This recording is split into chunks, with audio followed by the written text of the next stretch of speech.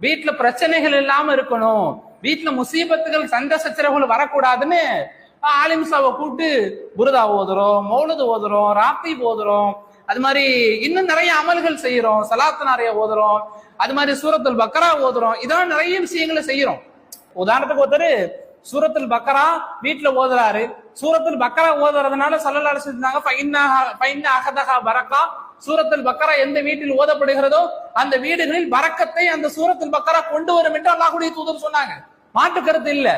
ஆனா அந்த வீடுகளில் தொழுகை இல்ல, ஃபஜ்ர் இல்ல, லுஹர் இல்ல, அஸர் இல்ல, மக்ரிப் இல்ல, இஷா இல்ல, எந்த வக்துமே கிடையாது, தொழுகவே மாட்டாங்க. தொழுகாம அந்த வீடுகளில் சூரத்துல் பக்கரா ஓதப்பட்டு அந்த வீடுகளில் பரக்கத்து வருமானா வராது. ஏன்னா அடிப்படையே தொழுகைதான். தொழுகை இல்லாமல் மற்ற அமல்களை கொண்டு, புர்தாவை கொண்டோ, மௌலுதை கொண்டோ, ராத்திபை கொண்டோ, அல்லது சூரத்துல் பக்கராவை கொண்டோ, இஸ்திக்பாரை கொண்டோ, தஸ்பீஹ்களை கொண்டோ பரக்கத்தை தேட முடியாது.